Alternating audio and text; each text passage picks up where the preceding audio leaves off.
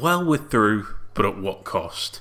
England in the last 16 of the Euro 2024 tournament against Slovakia, and although we finished top of the group, undefeated, only conceding 2 goals, there's been a lot of criticism. Has it been deserved? Yes and no. I think the performances haven't been anywhere near up to an acceptable standard of what you'd want from this team with the quality that we possess. And it does need to improve. But we're not a good group stage team. We never have been a good group stage team under Gareth Southgate. And does the criticism get a bit too much at points? Do people get a bit carried away with the way they view Southgate? And I'm as guilty of it as anyone. If you look at my last couple of videos that I've done on England, I've not exactly been positive. And you know, you get emotional, don't you? You get a bit too over the top after matches, and especially when the performances have been, I don't know if they've been bad, to be fair. I think people have described them as bad, and I don't disagree with it. But I think they've been more boring than bad. We've never looked like we're in any danger of conceding or losing the game. And I know the opposition we're against we shouldn't.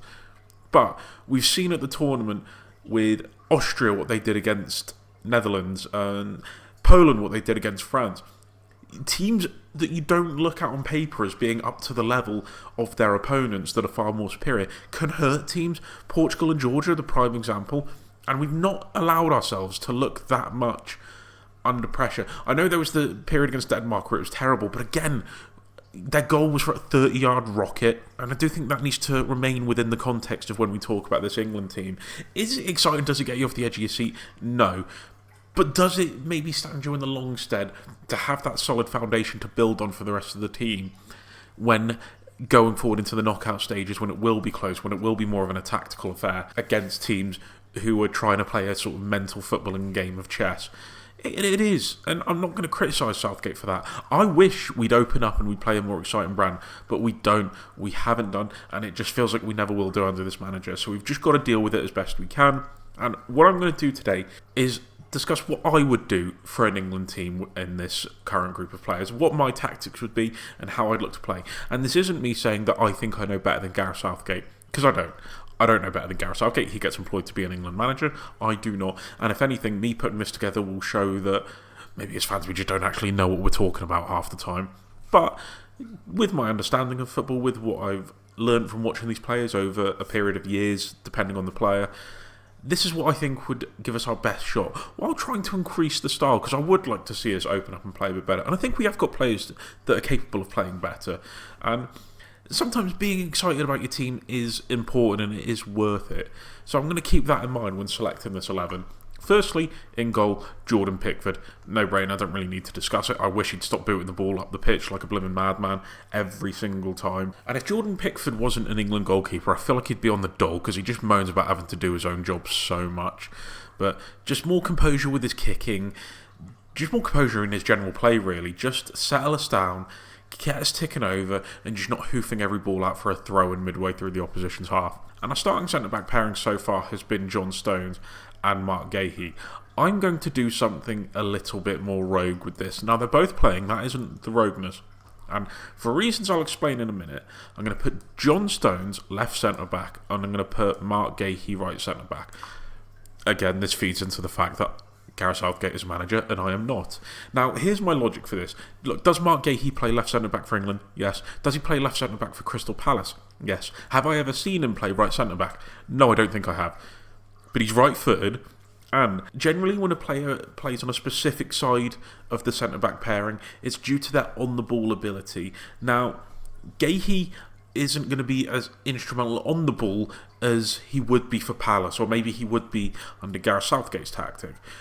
My point for putting Marc Guéhi on this right centre-back position is purely his defending in transition, with his pace and his athleticism to defend down this side and cope with balls going down against him, using his reading of the game, as I said, using that spring in his step to cover that area. And he's comfortable enough technically where I don't think it'll hinder him that much. Will he feel as natural on that right-hand side as he would on the left-hand side? Of course he wouldn't. That's, that built-up repetition of playing there over a number of years. You can't replicate that going into a knockout game. But for the sake of balance in this team, it is important that I get Guéhi on that right-hand side. And I'm going to go over why I want Guéhi on that side as opposed to John Stones with this. Yep, Trent is playing right back. Now, that is the reason that I want Mark Gahey playing as right centre-back, because Trent Alexander-Arnold, a little bit of a spoiler alert, is going to be inverting in this team. He's going to be moving into midfield in possession and turn our defence into a bit more of a back three. And I need Gahey at that right centre-back position to defend on the transition.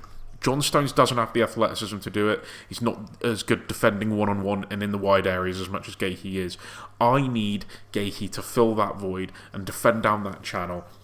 As you'll see, with this selection of Trent Alexander-Arnold at right back, I'm not playing Kyle Walker. That's right, I'm dropping Kyle Walker. This is the big call that I'm making so far. The first one, I mean, you could argue Gahey at right centre-back's a big call, but I'm going to go with the first big drop. Now, this is something that I'll live to regret, potentially, if this was to go forward. Because the reason why you have Kyle Walker in this team is his defending against top 1v1 wingers, of which there are a lot on that left-hand side in Europe. Mbappe, Leao, Florian Wirtz on that left, although he plays more centrally, but he can attack down the left. And Kyle Walker is fantastic at that, at his peak.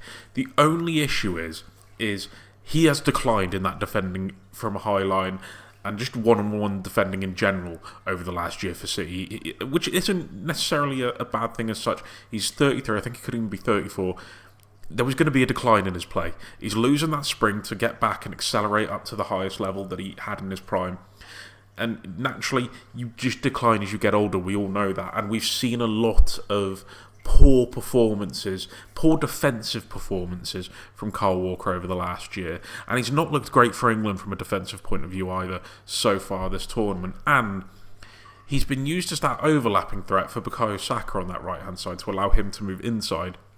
And as much as that's great, and you know, that offers a quality that England need, and we have no right back in the squad that can really offer that, with the exception of Kieran Trippier, but he's had to have been forced over into that left back position. You know, Ezri Konsa doesn't overlap in that sense. He stays back as that back three player. But Kyle Walker as an attacker is nowhere near effective as Trent Alexander-Arnold. And I feel like I can cope with Mark Gahey moving into that right centre-back position to defend. He's nowhere near as good as Walker in defending 1v1 and shutting down top-level wingers. The disparity between Mark Gahey's defensive qualities on that right-hand side of the back three with Walker's, I don't think is anywhere near as steep as the attacking contribution from Trent Alexander-Arnold to Kyle Walker. I think what Kyle Walker offers you in attack is nowhere near what Trent Alexander-Arnold can offer you in the attack and on the ball and in possession sense. I think Mark Gahey isn't as good as a defender as Kyle Walker, but I don't think it's this massive drop-off where I feel like you're going to be frightened having him in there. I still think he can do a really good job, and he's been probably our best performing, he's not even probably, he has been our best performing defender in this area. So that's why it is essential for me that he plays that role. So Trent Alexander-Arnold will be inverting into the midfield and still offering that role, just because you have to get him in this team, I think, Trent Alexander-Arnold. He's too good a playmaker, and him being that right back that inverts gives him a bit more free rein to slide into that back four and be able to play make from deep and get the ball to runners in behind and be able to play it through the lines. He doesn't have to worry about taking off of the centre backs on the half turn and quickly progressing it up. He can be that extra man that slides into positions that suits the team in that moment. So that's why I've gone with him. And left back, where is he? I'm going to give Joe Gomez the nod. I know this might seem a little bit controversial to people, but again, this is about balance. And when Alexander-Arnold inverts into this position, Gahey switches across, so does John Stones. Joe Gomez plays the left back that tucks into the left centre back. He's very good on the ball. He's shown that he's got qualities on the ball. He can overlap as well if need be, if that situation arises on that left hand side. And I think he offers a good complement with his size and his physicality with that back three. Is he a perfect defender? No, he's got a clanger in him, and we've seen some really bad performances in a Liverpool shirt over the years, but I also think he's come off the back of one of his better seasons for Liverpool. He's been reliable, he's been consistent across a number of roles, and to offer balance to this team, I think he's the best option that England have. I'm not counting Luke Shaw. As much as I've gone into this idea with everyone being fit, if Shaw's fit, I'm sticking him in, but he's not fit, and that just feels as clear as anything going into this tournament. The fact he's not played anything in the group stage, how fit can he really be for the knockouts? So I'm not even going to bother going forward with that hypothetical. So Joe Gomez in, it offers the balance I need, allows Trent to invert. So that's how that stands. That's my back four. Joe Gomez left back, Trent Alexander-Arnold right back, Mark Gahey and John Stones at the centre. Do you agree, or is this pissing you off already? I'm so sorry, because I can imagine it is. So firstly, I'm just going to move Rice into this holding midfield position. Now, what is clear with Declan Rice is he needs a player comfortable technically to play alongside him, that can receive the ball on the half turn and help progress the ball through the lines. He is not it. He has struggled so much in this position, and as a result, he's going to get the support of Kobbie Mainoo. Now, the big decision I had coming into this video was if it would be Kobbie Mainoo or Adam Wharton. It was Adam Wharton for the majority of that time, because I think he offers a bit more quality to allow Rice to bomb on with the ball and attack down that left half space, as Wharton will be more prone to sitting than Kobbie Mainoo will. Kobbie Mainoo drifts, he goes in between the lines of defence and midfield to receive the ball on the half turn and progress it. But the thing that sold me was when I decided to play Trent Alexander-Arnold into that inverted role. This meant Kobbie Mainoo could be pushed up a little bit further on, and you'd have this in possession. Now, having this system means that there's maybe not the place for Adam Wharton. Now, could Adam Wharton play in this position and allow Rice to bomb up on this left-hand side? Potentially, but I felt like the balance was a little bit better by having Alexander-Arnold and Declan Rice. You had the passer and you had the engine in that midfield zone. Mainoo can flutter in between the lines and rotate with Alexander-Arnold, as we saw in the first game with Alexander-Arnold moving up into the more attacking half space. Mainoo sitting a little bit deeper, receiving it from the centre backs, and he's a lot more quicker on the turn and snappier with it than Trent Alexander-Arnold is. So that, for me, offered the best balance. He's got big game quality already, Kobbie Mainoo. We see the way he's turned up for United in certain occasions from being 19. And I wouldn't be against Adam Wharton at all. As I say, for me, that was the closest decision I had, was who I put in that supporting midfield role. Would it be Kobbie Mainoo or would it be Adam Wharton? Just shaded Mainoo, just for his ability to be more fluid with Alexander-Arnold. In the 10, the big call is either Jude Bellingham or Phil Foden. I'm going Jude. Now, has Jude Bellingham's performances for England been really poor since that half an hour against Serbia? Yes. Has Phil Foden been a bit miscast on that left-hand side? Yes. I've said in my last video that those two have shown no chemistry with each other. So with that idea coming into this video, they were never going to be playing in the same team for me. I'm sorry. We've seen enough from them to know that they just don't work together. They lack chemistry, as I've just said. Lack a real synergy with a philosophical playing style. And I do think one of them needs to be given the freedom to play in that attacking midfield role and bring their style to more prominence with how that can affect this tactic and how it can affect this team. And I've gone Jude Bellingham because of his match-winning qualities, his ability to drive into space, and I'll just make this decision now. Harry Kane is my striker. That shouldn't be a surprise at all. You know, to attack space that can be made as soon as Kane drops in and get on the end of crosses. His ability to drop deep as well and rotate with Mainoo and Alexander-Arnold in this position and drive the ball from deep, depending on the situation. He gets a bit more of a free role now to go onto the left-hand side, as Phil Foden won't be eating up, hit the space on that left-hand side. He now gets that reign, as Alexander-Arnold and Mainoo will typically prefer the right-hand side. So it just feels a lot more balanced to give him the freedom, and as I say, just those match-winning qualities are special in a player. An international tournament as well, where sometimes all you rely on is a moment from a player. We can talk about tactics all we want. In those knockout rounds, it's those special players that turn up and provide it. And Bellingham is that special player. I think Foden's brilliant. I think he gets a bit misunderstood with what he does for Manchester City in terms of the way he finds space in and around that unit with players that draw attention towards him because of their ability on the ball. You know, you look at your Rodri, you look at your De Bruyne, even your Kovacic, who attracts attention because of the way he moves with the ball and the way he suckers opposition into pressing him and then beats it. We don't have that team. We don't. So Foden ends up having to deal with a lot more of a constricted space. He ends up taking the ball a lot deeper than he would for City.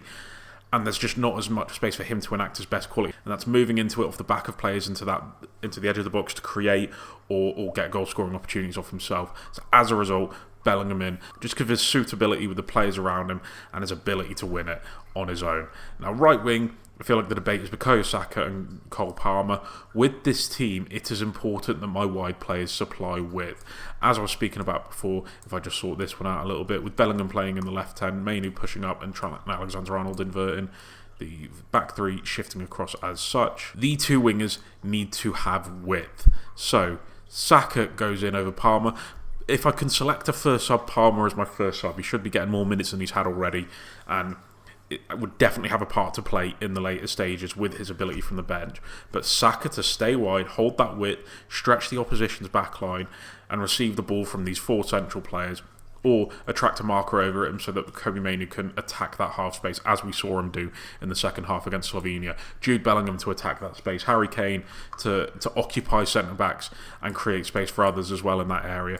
And it's the same logic on the left-hand side as bike rider himself, Anthony Gordon, comes on in place of Phil Foden and gets more than his 2 minutes against Slovenia for the same thing, holding width, counter-attacking threat from deep that Kane and Trent Alexander-Arnold can find with their passes if there's situations where we need to sit deep in a low compact block. Having these two as the counter-attacking threat to get the ball up to him with the passes that we have is, for me, the perfect balance. He's shown a lot more qualities to take it on his left and right foot in these positions. He's going to be a fullback's nightmare. I feel like there's a lot less reading on him from an opponent's point of view, because there just seems to be a lack of knowledge with Anthony Gordon because of the fact he's only just really had his breakout year in terms of being a top-level player. So having him hold the width, Saka hold the width, and giving freedom to the likes of Jude, the likes of Mainoo, and Trent Alexander-Arnold to operate in between the lines is huge. And I think there's got to be some special license with Kane with this dropping deep.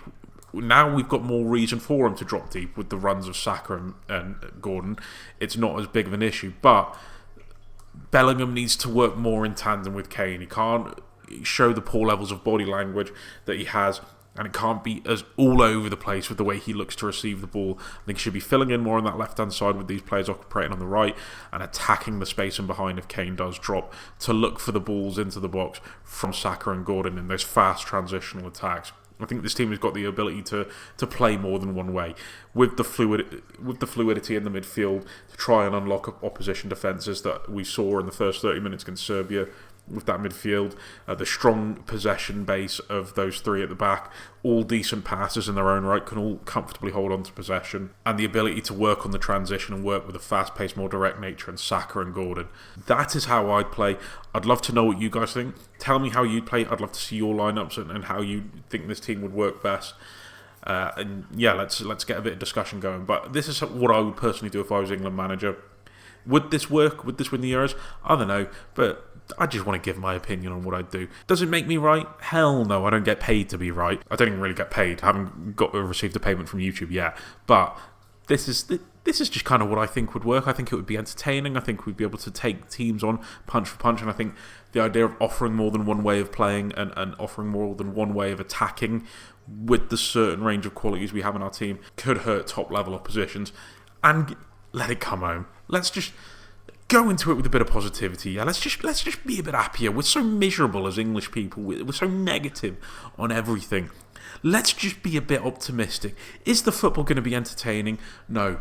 But we have a good shot at a final, at the very least, with the teams on our side of the bracket. Let's just keep a bit of faith. Like, if we get knocked out by a team we shouldn't get knocked out about, then by all means, then I think the negativity could and should come against this lot and against Gareth. But let's just live in the moment. Come on. I don't know why I'm preaching. I don't know why I'm turning all inspirational speaker. But it's just how I feel. Cheers, lads. In a bit.